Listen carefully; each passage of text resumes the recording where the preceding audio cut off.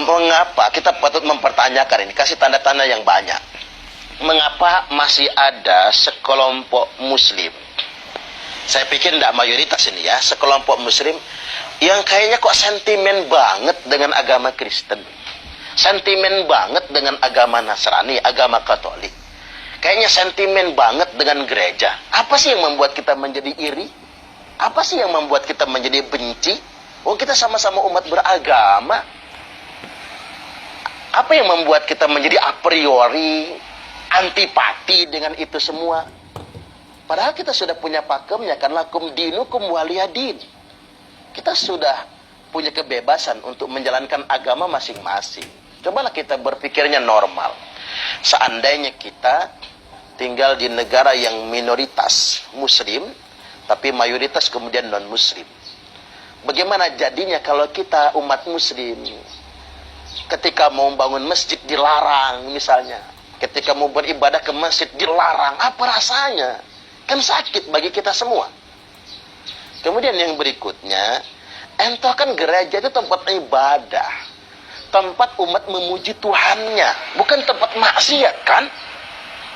Coba bayangkan, saya agak heran gitu, menggelitik saya baca, ini bacaan saya saja sebetulnya. Katanya di sana tempat diskotik bebas berdiri, tempat pijat plus-plus banyak marah, sedangkan gereja ditolak. Saya jadi ingat dengan perkataan Gus Dur. Kata Gus Dur, saya tidak cemas ketika di sebelah rumah saya ada gereja, karena gereja itu tempat orang memuji Tuhannya. Saya cemas, kata Gus Dur, kalau di samping rumah saya ada diskotiknya. Karena kalau di samping rumah kita ada diskotiknya, tempat maksiat, ya jangan-jangan kita pengen jajal ke sana. Enggak, kita anak-anak yang pengen jajal masuk ke sana. Jadi balik lagi saya ingin tegaskan, tidak ada satupun ajaran Islam yang antipati dengan agama manapun, termasuk yang melarang mendirikan gereja. Jadi kalau ada orang yang mengatasnamakan Islam, lalu kemudian secara arogan melarang mendirikan gereja, dia sudah membajak Islam itu sendiri. Bahkan boleh dikata, dia sudah menistakan agama Islam itu sendiri. Satu hal lagi yang saya ingin ingatkan juga, belakangan kan begini. Ada mubalik yang tampil sok berani. Saya katakan sok berani. Berani tapi salah menurut saya. Sok berani menghina agama lain, menghina Tuhan agama lain. Ada kesan, dia mau ustadznya hebat, ustadznya pemberani, menghina agama lain, mendiskreditkan agama lain. Itu bukan berani, saya katakan. Itu namanya bias-bias identitas.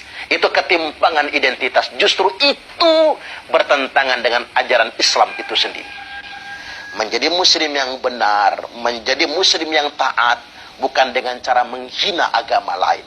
Allah Subhanahu wa ta'ala telah memperingatkan bagi kita semua, wala tasubbul ladzina yad'una min dunillah. Jangan sekali-kali, kata Allah, kalian menghina, mencaci Tuhan-Tuhan yang mereka sembah. Jadi kita nggak boleh sama sekali menghina agama lain, menghina Tuhan agama lain, menghina cara beribadah agama lain terhadap Tuhannya. Sekali lagi saya ingatkan, ini peringatan dari Allah, wala tasubbul ladzina yad'una min dunillah.